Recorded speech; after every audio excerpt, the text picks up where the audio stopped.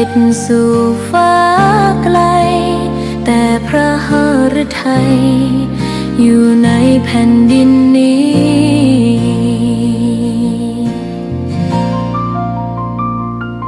สวนดอกไม้ยังบานดังวันเก่าราวกับเจ้าดอกไม้รู้ว่าพระองค์จากไปแต่กลิ่นหอมยังพัดผ่านใจให้ระลึกถึงพระเมตตาแผ่นดินนี้ยังส่องสว่างด้วยพระคุณอันยิ่งใหญ่ขอเดินตามรอยเท้าแห่งพระแม่ไปด้วยศรัทธาไม่เสื่อมคลายขอกราบแทบบาทด้วยรักนิรันดร์น้ำตาหลั่งพลันจากใจคนไทยแม้เสด็จสู่ฟ้าไกลแต่พระหฤทัยอยู่ในแผ่นดินนี้ดวงใจไทยทุกดวงขอพักดีขอถวายรักนี้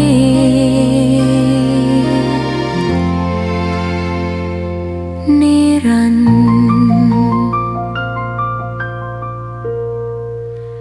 แด่พระพันปีหลวง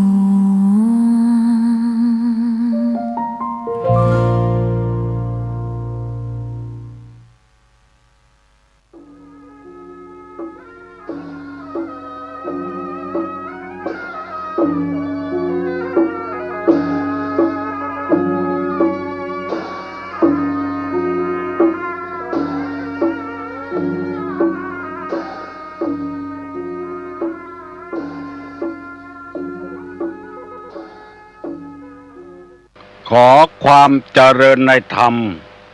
และความผาสุกทางใจจงได้บังเกิดมีกับท่านสาธุชนคนดีผู้เจริญในศีลผู้เจริญในธรรมทุกท่านพร้อมกันนี้ขอยกมือ10 นิ้วกราบอาราธนาเอาคุณพระแก้วเจ้าทั้ง3บุญศีลบุญทานที่ท่านผู้ฟังได้กระทำปั้มเปงมาทั้งในอดีตและกำลังทำในปัจจุบันเสื้อวัดเสื้อวาเสื้อบ้านเสื้อเมืองพระสยามเทวาธิราชคุณพ่อคุณแม่คุณครูบาอาจารย์ผู้ประสิทธิ์ประสาทวิชาความรู้สิ่งศักดิ์สิทธิ์ทั้งหลายอันรักษาบริเวณของเขตภาคเหนือตอนบนล้านนาไทยมีพระบรมธาตุเจ้าดอยสุเทพพระธาตุเจ้าหริปุณชัยพระธาตุเจ้าลำปางหลวงพระธาตุเจ้าจ้อแฮพระธาตุเจ้าแจ้แห้งพระธาตุเจ้าดอยตุงพระพุทธรูปพระเจ้าตนหลวงจังหวัดพะเยาพระธาตุเจ้าเกาะดอยกองมูจังหวัดแม่ฮ่องสอนตลอดถึงครูบาเจ้าศรีวิจัยนักปูนแห่งร้านนาไทยเป็นต้นขอกราบอาราธนาและเชิญชวนมาปกปักรักษาพระสงฆ์พระเจ้าครูบาอาจารย์ทุกรูปมาปกปักรักษาพ่อแม่พี่น้องศรัทธาสันนิบาตตานเข้าเท่าแก่ใหญ่น้อยใจยิงข้าราชการบ้านเมือง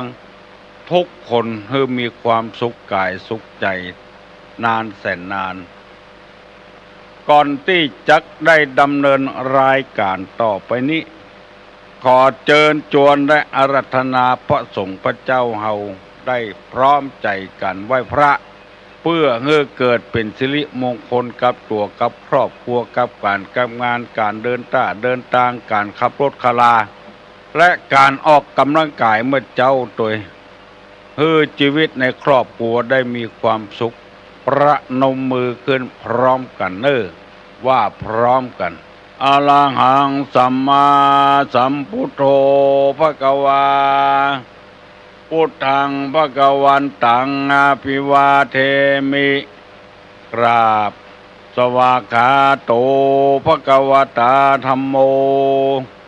ธัมมังนัมมัสสามิกราบสุปฏิปันโนภควโตสาวกสังโฆสังฆังนามามิกราบหันธรรมยังพุทธัสสะภควโตบุพภาคณะมะกะลังกะโลมาเสนะโมตัสสะภะคะวะโตอะระหะโตเฮ้ยโอ้ขอโทษเนอะสัมมาสัมพุทธัสสะนะโมตัสสะภะคะวะโตอะระหะโตสัมมาสัมพุทธัสสะนะโมตัสสะภะคะวะโตอะระหะโตสัมมาสัมพุทธัสสะพุทธังสรณังกัจฉามิธัมมังสรณังกัจฉามิสังฆังสรณังกัจฉามิตุติยัมปิพุทธังสรณังกัจฉามิตุติยัมปิธัมมังสรณังกัจฉามิตุติยัมปิสังฆังสรณังกัจฉามิตติยัมปิพุทธังสรณังกัจฉามิตติยัมปิธัมมังสรณังกัจฉามิตติยัมปิสังฆังสรณังกัจฉามิอิติปิโสภควาอะระหังสัมมาสัมพุทโธวิชชาจารณะสัมปันโนสุขโตโลกาวิทูอนุตตะโลปุริสะธรรมสารถีสัทธาเทวะมนุษย์สานังพุทโธภควติ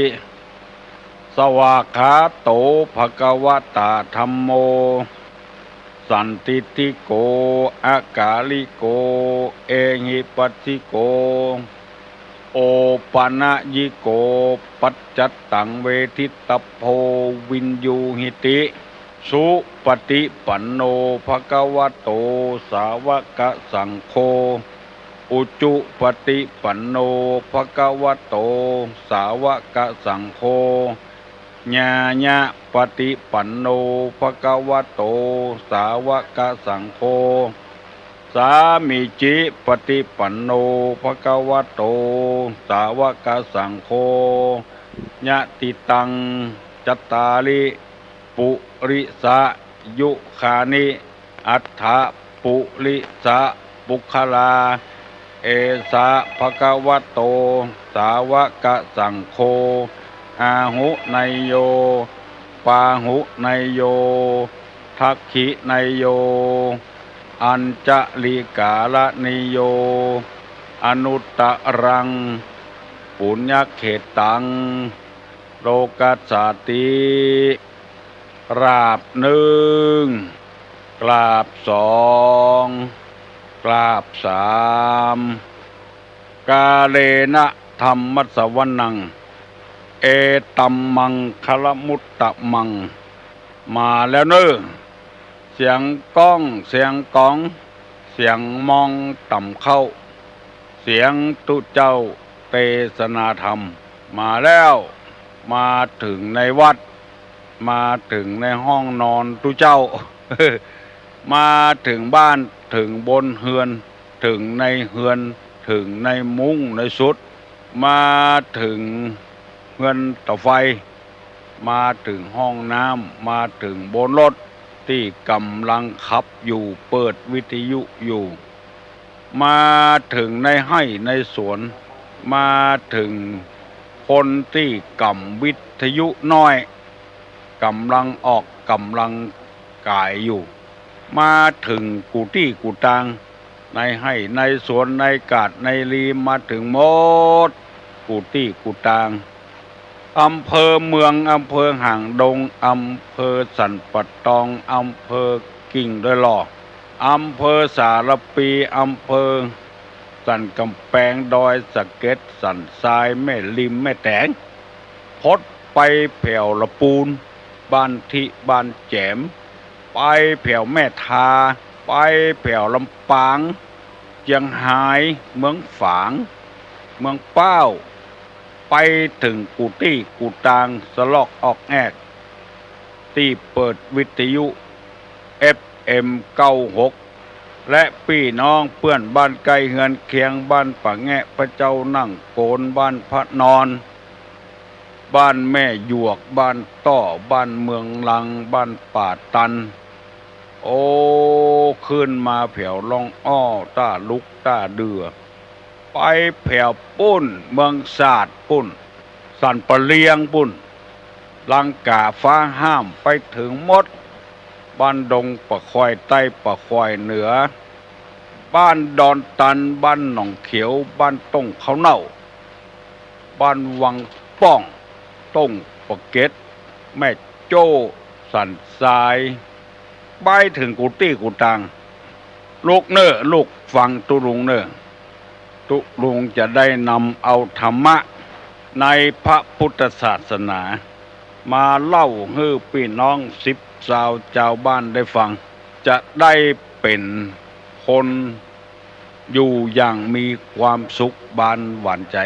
โดยการเพลิดเพลินในธรรมเอาธรรมะมาปฏิบัติจะบ่ได้ละหองละแหงกันตั้งอยู่ในศีลกินอยู่ในธรรมมันม่วนกว่าที่เฮาอยู่อย่างละหองละแหงกันดังที่เฮาเข้าใจกันแล้วว่าธรรมะนี่เป็นอาหารทางใจถ้าใจม่วนแล้วอยู่ตุบติดดินก็ม่วนถ้าใจบ่ม่วนแล้วมันโคตรมันเกลียดมันอยู่ด้วยกันก็ต้องระวังระแวงกันมันเป็นข้อปฏิบัติทางจิตทางใจอย่างศีล5 ข้อเนี่ยข้อปฏิบัติทางใจเมื่อต่างคนต่างซื่อสัตย์สุจริตกันบ่เบียดเบียนกันบ่ลักบ่จกบ่โลภบ่อำกันบ่ช่อบ่โกงกันอู้กรรมใดเป็นกรรมนั้นไว้อกไว้ใจกันบ่กินเหล้าเมายาจนเพิดจนเพลินจนเสียเข้าเสียของเสียพี่เสียน้องมันม่วนเร็วไปทางใดก็มีแต่ความสุขบานหวานใจถ้าบ่เอาศีลบ่เอาธรรมเข้ามามันบ่ม่วนอยู่เป็นตุเจ้าก็บ่ม่วนเป็นศรัทธาก็บ่ม่วนมันเหมือนกับบัลลัมใหญ่หน่วยดีแต่มันจะกูดเมื่อใดบ่ฮู้เอาไม้เข้ามากำจิ้มจี้จิ้มจิกบ่ฮู้จะแล้วจะตู้สักเตื้อเพราะว่ามันบัดทนทานบ่ได้เอาศีลเอาธรรมมาเป็นเครื่องตั้งให้ก่อนโอ้กันง่ายๆว่าอยู่อย่างบ่มีศีลบ่มีธรรมเนี่ยเหมือนต้นไม้บ่มีรากต้นน่ะคนไทยว่ารากแก้วคนเมืองเขาว่ารากต้นต้นใดถ้ามีรากต้นแล้วอย่างต้นตาลเนี่ยมันมีรากต้นของมันเลยลมมาอย่างมาบ่หวั่นไหวบ่วิตกว่ากลัวมันหักมันกูด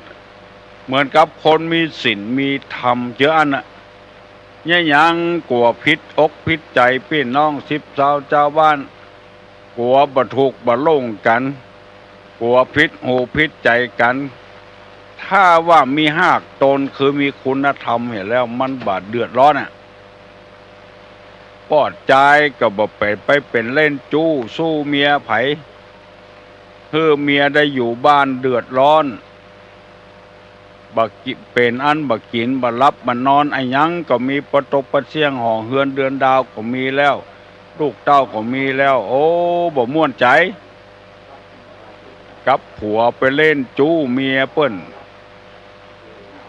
ดีบ่ดีจะเอาโรคภัยไข้เจ็บมาสู้กันแถมเมาะผัวก็อย่างเดียวกันบ่ไว้ใจไม่ยิงไปเซาะเล่นจู้สู้ผัวเปิ้นบ่ขายหัวขายหน้าขายตาอายหน้าอายตาประกอบคุณงามความดีอย่างก็บ่ขึ้น เล่นจู้จากผัวเอาใจตัวเองว่าใครไปก็ไปใครอยู่ก็อยู่ มันบ่เหมือนกับคนที่มีศีลมีธรรมต้นไม้ที่มันมีรากโตนน่ะมันมีรากแก้วของมันไปพอลำไยที่มันออกตามธรรมชาติเฮาบ่ได้กำมันโลมันอยู่ของมันนะต้นบะเละบะเล่นลำไยกอบนี่มันเหมือนกับคนที่ปราศจากศีลธรรมจำเป็นได้กำมันกุบปีเสียงกระตางติกๆกลัวมันกูดกลัวมันสะปะสะเปินมันบ่มีหากโตนอันนี้ก็ขออุปมาเปรียบเทียบให้พ่อแม่พี่น้องผู้ฟังทั้งหลายได้รับทราบถ้าจิตใจมุ่งมั่น มันมีหากโตนพอหารกาต่างๆขายตั้งแต่เมื่อเฮาน้อยๆ70 กว่าปีมาแล้วพ่อมันตายแม่มันตายลูกมันยังสืบไว้อยู่มันมีหากโตนยาบางอย่างเปิ้นถึงบ่เปลี่ยนเนาะยานัดหมอชิดยานัดหมอมียาโบตันยาแก้ปวดนี่ยังเปลี่ยนเป็นเตื้อบึกก็แอดสโปรบึดแอดสไพรินบึดซาร่าบึดอย่างว่าเปลี่ยนกันไปแต่ยาเก่าๆแก่ๆนี่บ่เปลี่ยนบ่แปลงสืบลูกสืบหลานอันนี้แสดงว่ามันมีหากโตนยาแก้ลิ่มยาแก้อันอย่างเรียวเนี่ยกำลังเป็นที่นิยมกันยาแสลงยาหอมแสลงใครเปิดที่ไหนหอมดีอกดีใจขายควายบ้านขายควายมึงเพราะมีหากโตนมีคุณธรรมประจำจิตประจำใจขายในราคาที่พอสมควรบ่เอานักเอาหนาเกินไปพออยู่พอกินก็พอใจแล้วคนเฮาที่ฟังเทศน์ตึงวันนี่พยายามให้มีหากโตนไว้มันแข็งแรงต้นไม้บะลำไยที่มันเกิดมาตามธรรมชาติเนี่ยปล่อยลมมาตีตึกมันถึงบกพูดมีหากโตนอุปมาฉันใดก็ของให้คนเฮาเนี่ยเอาธรรมะมาใส่จิตใส่ใจไว้เหี่ยก่อนบอกว่าไผคนนั้นจะเป็นแม่หญิงจะเป็นพ่อจายเป็นพระนายตุเจ้าเป็นคนแก่คนเฒ่าข้าราชการครูบาอาจารย์ทหารตำรวจสร้างคุณธรรมไว้เหี่ยก่อนวันนี้คันเตื้อก็ใครล้ำไปอันยังก็เล่าอันยังก็ยามันบ่มีหลักฐานมั่นคงไว้พาเลี้ยงเหล้าเลี้ยงยาไปทำแล้ว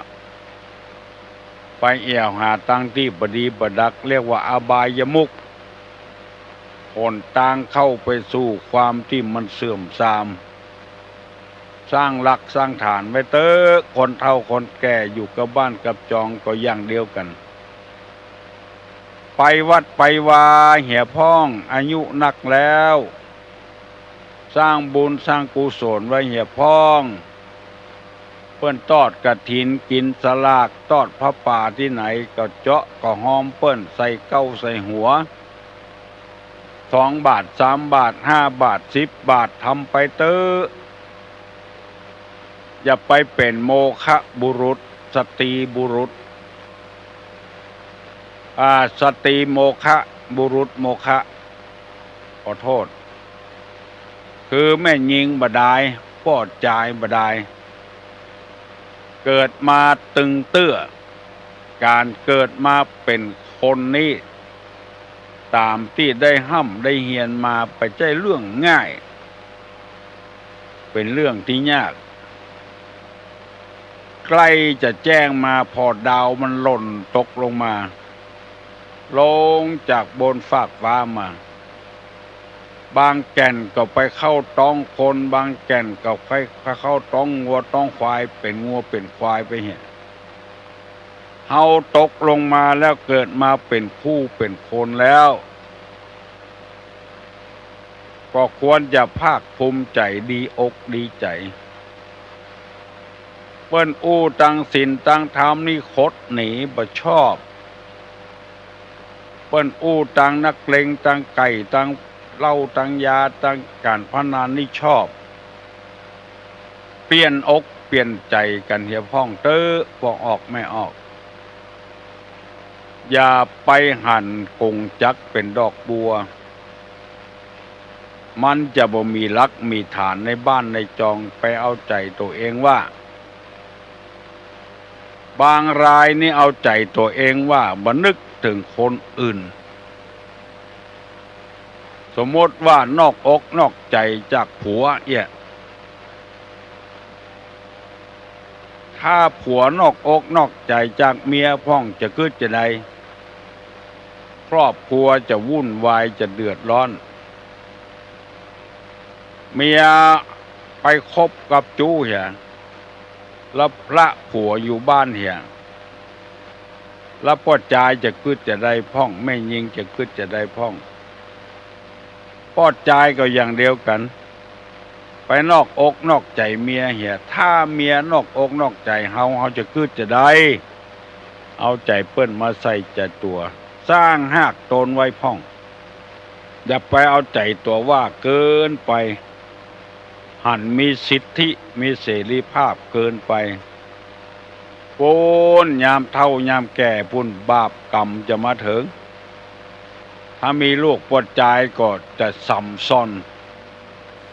เอาคนนอนน้อยคนนี้น้อยถ้ามีลูกไม่ยิงก็จะเดือดร้อนบ่ฟังกำพ่อกำแม่ถ้าพ่อก็มีศีลแม่ก็มีศีลมันยังแคว้นน้อยบ้านหลังนั่งมีความสุขน้อยตัวลุงดีใจเพราะว่าบางบ้านเปิ้นโทรศัพท์มาบอกว่าตั้งเมียของเปิ้นฟังกำตุลุงเนี่ยมันเน้อลูกเมื่อเจ้านึ่งเข้าเป่าไฟอย่างลูกก่อนผัวลูกก่อนลูกบางรายก็บอกว่าตั้งแต่ผัวเปิ้นฟังกำตุลุงเนี่ยเมื่อเจ้าเนี่ยผัวเปิ้นดีขึ้นมาบัดทะเลาะกับเมียบัดทะเลาะกับลูกกับเต้ากินเหล้านึ่งเก่าแต่กินบนักบนาอย่างแต่ก่อนแล้วมีสามัญสำนึกและกำลังจะสร้างหากตนละลมปัดการน้ำท่วมกาบ่หวั่นไหววิตกอย่างแล้วตุลุงก็ดีใจโตยม่วนใจโตยบางรายก็หิหากาขายสตางค์บ่รู้ไหลไปไหนอยู่กับที่กับทางอยู่เสมอได้นำเอากรรมที่ว่าสาเหตุแห่งความล้มเหลวในชีวิตของคนเฮาเนี่ยมาอธิบายให้พี่น้องสิบสาวชาวบ้านตลอดถึงพระสงฆ์พระเจ้าได้ฟังบางตนเพิ่นก็จดไว้เพื่อจะเอาไปเทศน์ให้ศรัทธาฟังบางชาวบ้านบางคนเพิ่นก็จดไว้เพื่อจะเอาไปสอนตัวเก่าครูบาอาจารย์บางคนเพิ่นก็จดไว้จะเอาไปสอนนักเรียนเพื่อมีความรู้ต่อไปตุลุงขออนุโมทนาเน้อยินดีตัวเน้อเฮาได้มาก็เพราะว่าไปศึกษาเล่าเรียนจากคนอื่นมาเมื่อเฮาได้มาแล้วก็เอาทายเทให้แก่คนอื่นแถมให้บ้านเฮาเมืองเฮามีความสุขให้บ้านเฮาเมืองเฮามีชื่อมีเสียงให้อาชีพของเฮาได้เป็นหลักเป็นฐานเพื่อเจตนาดีร้อนๆ ธรรมะนี่จึงบ่เป็นพิษบ่เป็นภัยกับไผบางคนนี่ได้เงินเดือนมาได้เป็น10 ปีมาแล้วทำงานนะบ่มีเงินเก็บบ่มีเงินเคลียร์ไว้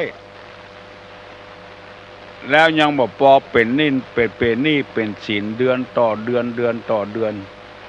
โอ้เงินระวังไว้เน้อมันเหมือนกับบะลำไยกอบนั่นน่ะถ้าบ่มีหยังค้ำเหี่ยแล้วจะโก้นง่ายนะบางคนเปิ้น10 ปีทำงานเปิ้นมีเงินเก็บเปิ้นได้ซื้อที่บ้าน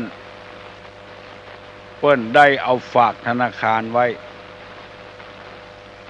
เอาอันที่มีรถ2 คัน3 คันนะคือใจดีๆเน้อเอาฝากธนาคารกินดอกเบี้ยดีกว่ามันจะได้มีหากโตนนะมีหลักมีฐานนะบางคนยังบ่ถึง10 ปีเตื้อมีหลักมีฐานแล้วเพราะกรรมกึดดี1ขยัน2ประหยัด3คบคนดี4ทำงานปราศจากโทษอันเนี้ยท่องไว้เถอะอุอากสะเนี่ยอุทานะสัมปทาระขะสัมปทากัลยาณมิตตาสัมมชีวิตาขยันประหยัดคบคนดีประกอบอาชีพบ่ผิดศีลผิดธรรมอันเนี้ยเป็นหากตนแต่ที่เฮางอนแง่นคอนแคนก็เพราะว่าขี้ค้านได้มาแล้ว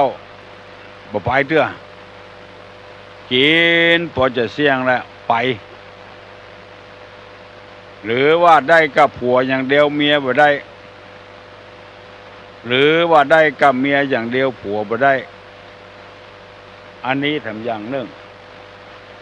ผัวมันเมียขี้ค้านเมียมันผัวขี้ค้านอันนี้ก็บ่ขยันต้องเป็นคนขยันถึงผัวถึงเมีย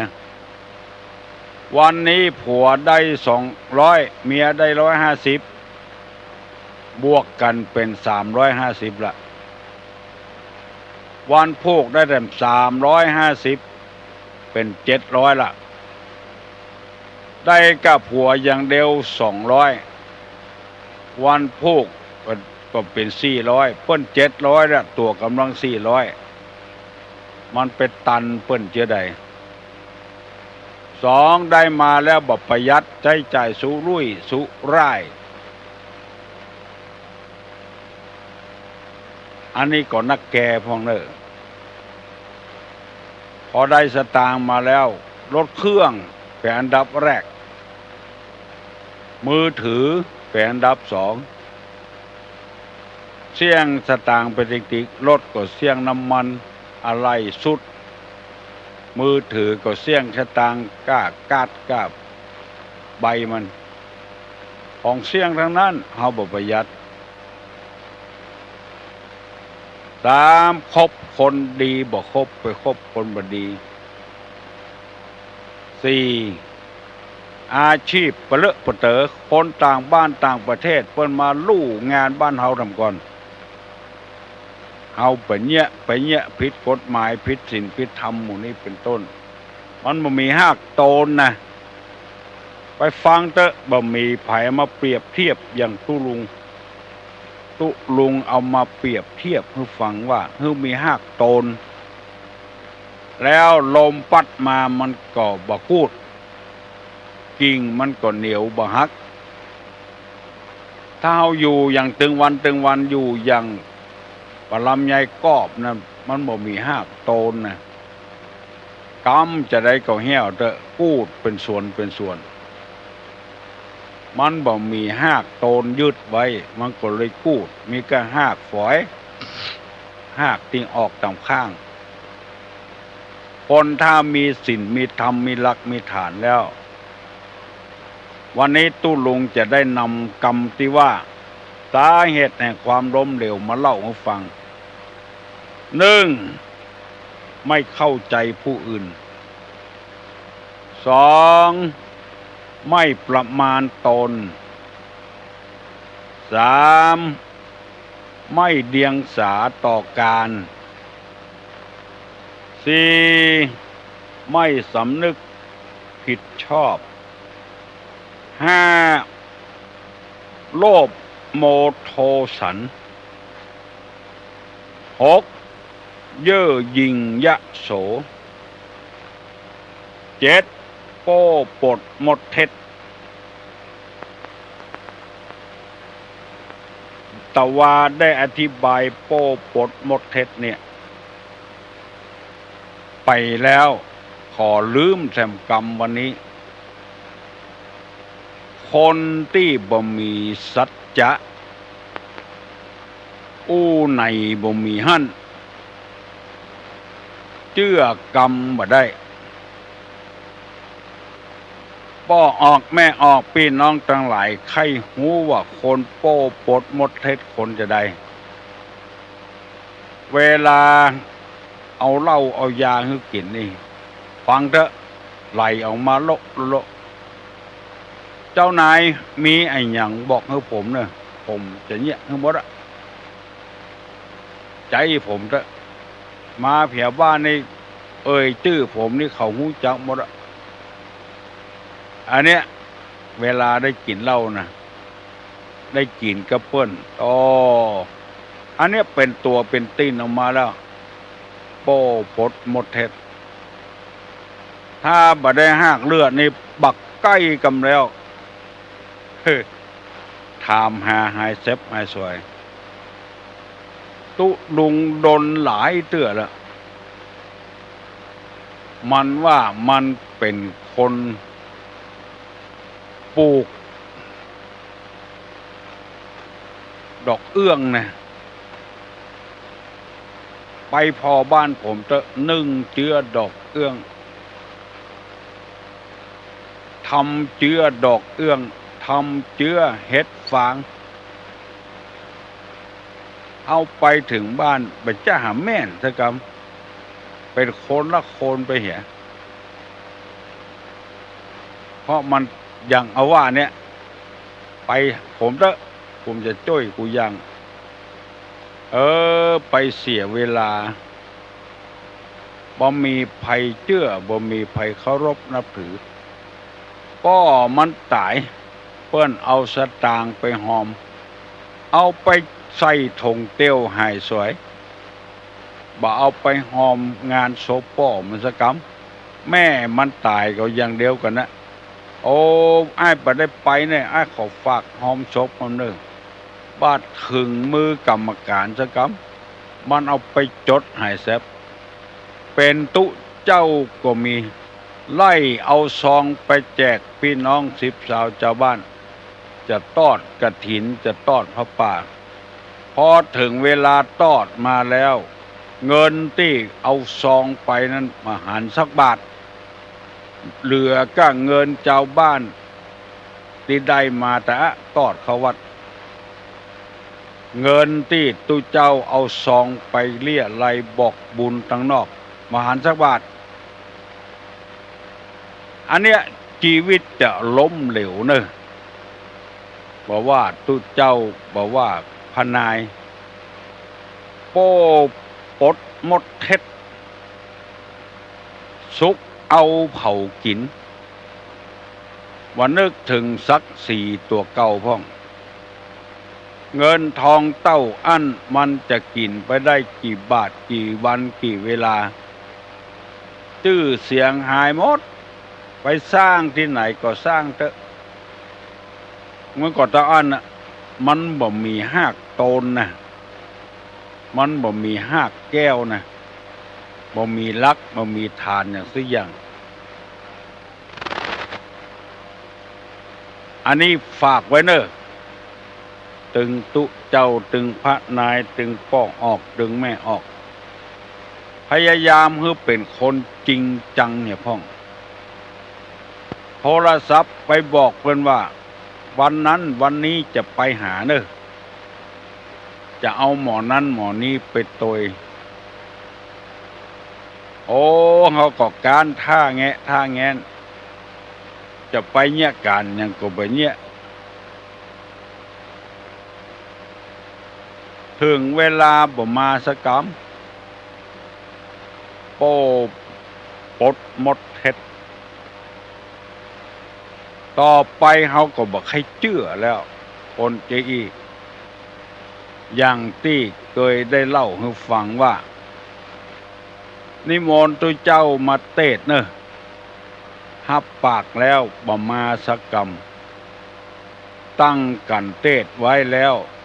คนเฒ่าคนแก่ก็มาแล้วผู้จานก็มาแล้วตุเจ้าบ่มาสกรรมอันเนี้ยมันไปไว้ใจกันได้จะใดก็คนอู้กับคนน่ะบ่ใช่อู้กับงัวกับควายหรอกพอออกแม่ออกที่มีอาชีพการค้าการขายก็เช่นเดียวกันก่อนว่าบัดได้ก็บอกคือเปิ้นเปิ้นจะได้ไปซื้อที่อื่นอันนี้อู้คุมเครือได้บ่ได้บ่งูรับปากเพิ่นว่าได้ถึงเวลาใกล้จะมีการมีงานบ่ได้สักกรรมมีป้อกก้าหลายคนสัญญาว่าอันเรื่องเงินเรื่องทองนะบ่เป็นหยังเด้อเอาของไปลงเฮ้ยก่อนโหขี้ฝุ่นยังบ่เสี่ยงเด้อรถออกไปกำเดียวมาตวยเอาเงินละอย่างเอี้ยมันกลับใจลูกบ่ฮู้ว่าเปิ้นจะเอาเงินที่ไหนมาฮื้อเฮาอย่างเงี้ยมันจะเป็นหนทางแห่งความล้มเหลวบอกให้เปิ้นกี่วันมาตวยเอาเปิ้นจะได้เตรียมไว้บางตีเงินเปิ้นมีธนาคารปุ้นเบิกก็บ่ทันแล้วเป็นวันเสาร์วันอาทิตย์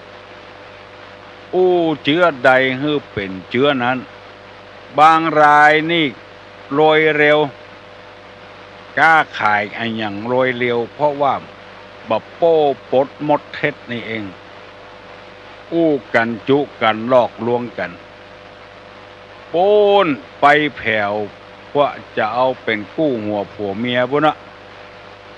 ถึงเวลานั้นจะเอาเงินกับมันเจ้าสาวมาฮื้อเวลานั้นถึงเวลาจริงๆแล้วบัดใจสกรรมวิวาล่มไปเหียก็มีเพราะปราศจากศีลธรรมคุณธรรมนี่คือบ่มีหากตนนั่นเองมันก็ล้มเหลวลายไหนลายนั้นนักดนตรีต่างๆจ้างจ้อยจ้างซอดนตรีอย่างหมู่นี้หับปากเปิ้นแล้วว่าหมอนั้นก็จะไปหมอนั้นก็จะไปถึงเวลาหมอที่เปิ้นต้องการคนที่ต้องการพระเอกกานางเอกกานักร้องกาบ่ไปสักกรรมใจคนอื่นไปแห่อันเนี้ยโป้ปดหมดเท็จเป็นหนทางแห่งความล้มเหลวในอนาคตฝากไว้เน้อตุลุงบัดได้ว่าฮือไผสักคนเน้อว่าถึงหมู่ถึงมวลเนี่ยไผใครฮือมีหลักมีฐานก็พยายาม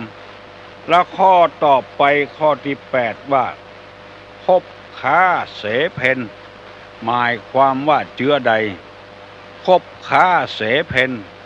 คือก็คบก็คนบ่ดีคนดีบ่คบก็คนบ่ดีคบค้าเสเพนนี่นะมันตึงไหลไปหาคนเดียวมันคนใดที่มีหลักมีฐานน้อยมีเงินมีทองน้อยเพิ่นจะแนะนำอาชีพความเป็นอยู่ขึ้นบ่ครบตุเจ้าพระนายที่มีศีลมีธรรมอู้ไหนมีหั่นบ่ครบไปคบกับคนที่มันบ่ดีปุ้นทำลายคนอื่นปุ้นอู้เรื่องศีลเรื่องธรรมจังเพิ่นตอนอู้เล่าขวัญคนนี่ชอบติเตียนนินทานี่ชอบตุเจ้าพระนายที่เปิ้นจะสั่งจะสอนนี่บ่เข้าใกล้จังเปิ้นหันหน้าก็จะสอนนะตุเจ้าที่บดีบดักปุ้นลักพระเจ้าในวัดไปขายนี่กินเหล้าเมาวันค่ำนี่คบกับตุเจ้าหมู่นี้อนาคตจะบ่สดใสเน้อล้มเหลวมันบ่มีหากโตนน่ะมันมีหากฝอยเดือดร้อนรายไหนรายนั้น อันนี้ก็นำมาเสนอให้พี่น้องทั้งหลายฟังคบคนให้ดูหน้าซื้อผ้าให้ดูสีเป็นว่าอย่างนั้นพอหน้ามันเหี่ยก่อนจะปาไปล้มเหลวพยายามหลีกเลี่ยงหนีมาคือปอศอกหนีวอกคือปอวาหนีคนพาลาเนี่ยคนพาลเนี่ยคือได้แสนยศรักฐานเขาจะดีขึ้นซื้อผ้าก็คือพอสีมันจะเปิงกับตัวก็บ่เปิงกับตัวกะอย่างที่ตุลุงเล่าให้ฟังตัวต่ำปอกคอกซื้อเสื้อแซงตังขวางมานุ่งแถมมันก็ต่ำลงไปติ๊กๆอ่ะตัวสูงก็เด้อเกิงเด้งซื้อเสื้อแซงตังสูงเอามานุ่งสูงขึ้นไปแถมติ๊กๆมันแบบเปิงกับตัวมันบ่มีหากตนอย่างที่ว่านำมาเสนอพี่น้อง10ชาวบ้านทั้งหลายฟังเถอะฟังกูเจ้าเถอะมันจึงได้ผลได้ประโยชน์ป้องออกแม่ออกมันเป็นไปอย่างเงี้ยทุกสิ่งทุกอย่างมันบ่แน่นอนตุลุงก็อายุนักแล้ว70ป่ายแล้วมีก็จิตใจสู้เพราะจะอ่านงานพอให้พอดีงานศพงานสากการงานทำบุญ100 วัน10 วันอย่างมูนี้ขอเมตตาเนอะบัดห้ามานิมนต์ตุลุงเนอะจะได้พักผ่อนเหี่ยพ่องเมื่อยามหนุ่มยามกำเฮาก็ไปกูตี้กูตางอย่างที่ป้องออกไม่ออกงูนั่นแล้วเฮาจะอยู่วัดไปไหนแล้วจะได้เอาธรรมะออกประกาศเมื่อเจ้ากู้เจ้า6 โมงถึง 7 โมงจะอยู่วัดเนี่ยประกาศธรรมประทัดใจฮ้อนงานบ่ให้บ่ดีบ่ท่านิมนต์ตุลุงเนอะขอเมตตาเถอะฮืออยู่ด้วยกันมันเมินทำน้อยเข้าออกไปมามันบ่สะดวกเหมือนหนุ่มเมื่อกำแล้วญาติโยมทั้งหลายเอาละเนาะป้อออกแม่ออกเวลามันน้อยไปแล้วต่างคนต่างจะไปแยกเวียกแยกการสำหรับวันนี้ตุลุงขอย่างเถอะอีกก่อนขอตั้งอกตั้งใจรับพรเนอะมีความสุขกายสบายใจหิมาก้าขึ้นมีโชคมีลาภเนอะอายุวัฏโกธนวัฏโกสิริวัฏโกญัสสะวัฏโกปละวัฏโกวันนะวัฏโกสุขวัฏโกหตุสัพพตาทุกขโลกาปัญญาเวลาโสกาจันตุจุปัตตวะอเนกาอันตรายาปิวินาสันตุจเตจสาสัพปีติโยวัจจันตุสัพพะโลโกวินาสตุมาเตภวะตุนตรายโยสุขีตีคายุโกภวะอภิวาทนาสีริสนิจังอุทาปจายิโนจัตตารโอธรรมาวัฏันติอายุวันโนสุขังพลัง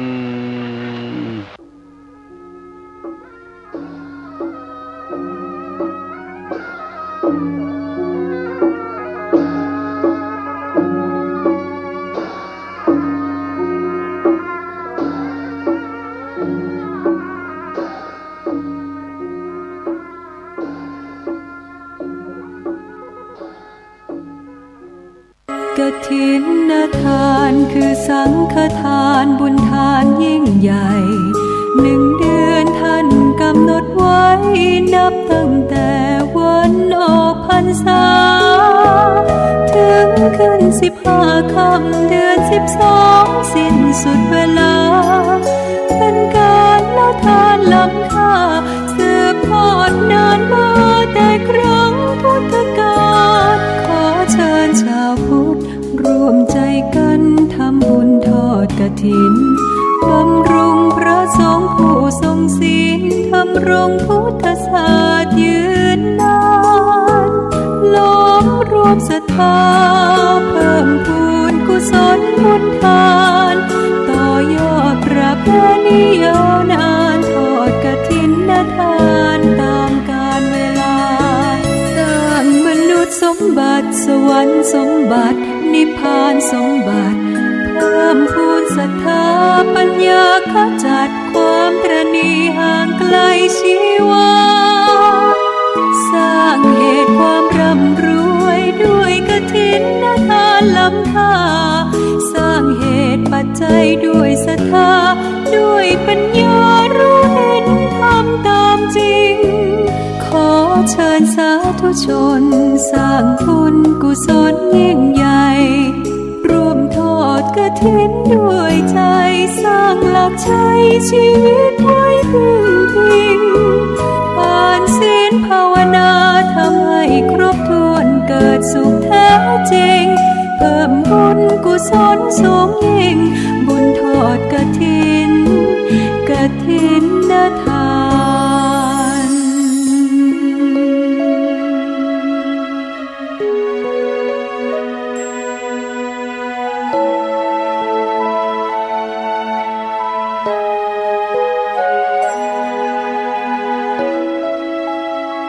สร้างมนุษย์สมบัติสวรรค์สมบัตินิพพานสมบัติ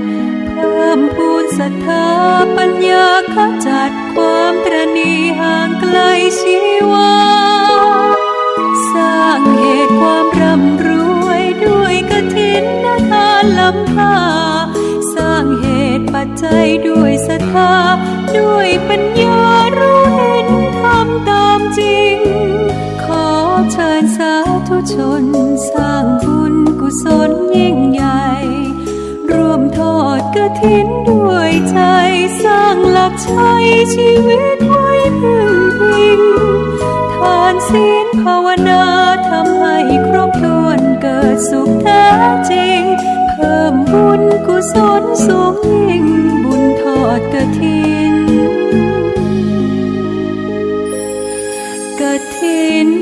ทาน ข่าวสารเพื่อการประชาสัมพันธ์ขอเชิญชวนผู้ใจบุญใจกุศล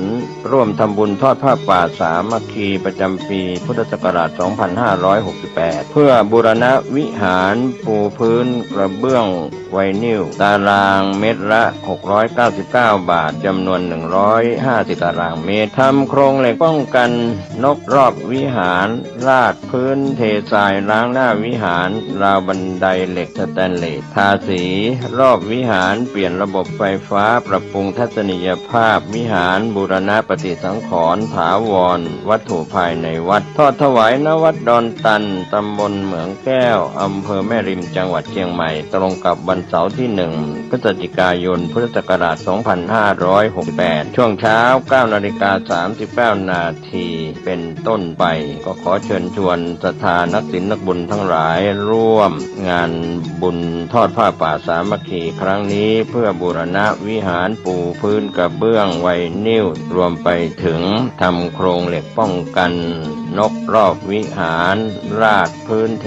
ทรายร้างหน้าวิหารราวบันไดเหล็กสแตนเลสทาสีรอบวิหารเปลี่ยนระบบไฟฟ้าปรับปรุงทัศนียภาพวิหารบูรณะปฏิสังขรณ์ถาวรวัตถุภายในวัดดอนตันตำบลเหมืองแก้วอำเภอแม่ริมจังหวัดเชียงใหม่เสาร์ที่ 1 พฤศจิกายน 2568 นี้เชิญท่านร่วมงานร่วมบุญร่วมบริจาคได้บุญได้กุศลโดยทั่วหน้ากัน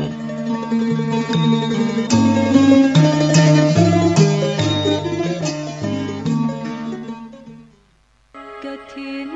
ทานคือสังฆทานบุญทานยิ่งใหญ่ขอเชิญร่วมทำบุญทอดกฐินสามัคคี ถวายวัดทุ่งป่าเก็บตำบลหนองหานอำเภอสันทรายจังหวัดเชียงใหม่ในวันพุธที่ 5 เดือนพฤศจิกายน พุทธศักราช 2568 นี้สามารถทำบุญผ่านธนาคารกรุงไทย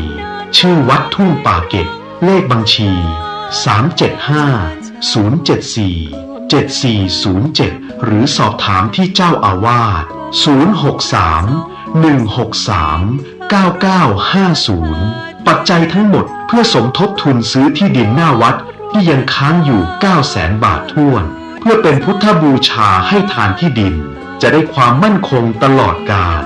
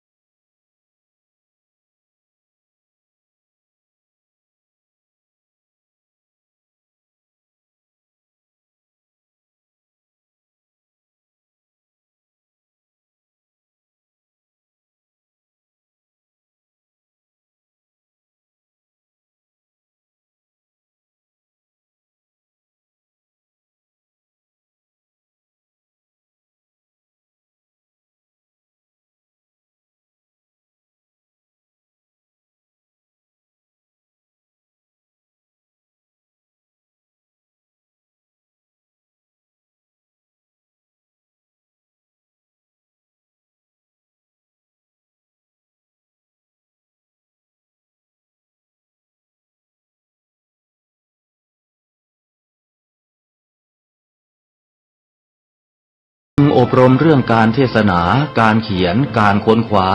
ซึ่งอาจจะเป็นเรื่องเฉพาะตัวแต่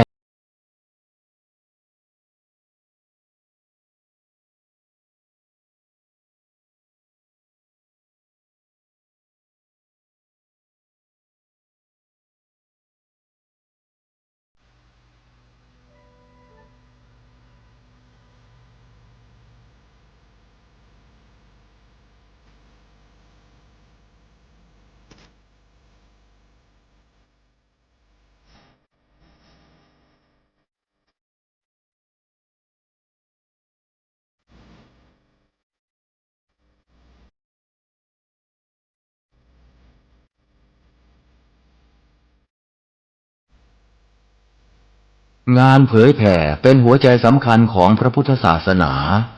พระพุทธเจ้าอุบัติขึ้นมาบนเป้าหมายแห่งการเผยแผ่ความดี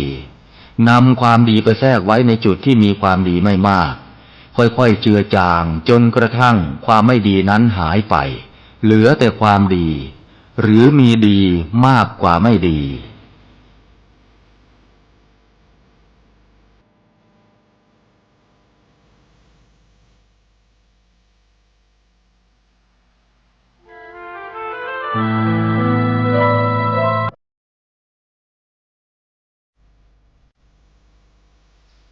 นักเผยแผ่จึงเปรียบเสมือนหมอที่วินิจฉัยโรคแล้วค่อยๆทดลองยาเมื่อเห็นว่าให้ยาถูกโรคก็คอยดูแลไม่ให้เกิดโรคแทรกซ้อนตามขึ้นมาอีกหมอต้องไวต่อการเรียนรู้เรื่องโรคและวิธีรักษาโรคฉันใดพระสงฆ์ซึ่งเป็นเสมือนจิตแพทย์ของสังคมก็ไวต่อการเปลี่ยนแปลงของโลกและวิธีบำบัดโรคที่มากับโลกฉันนั้น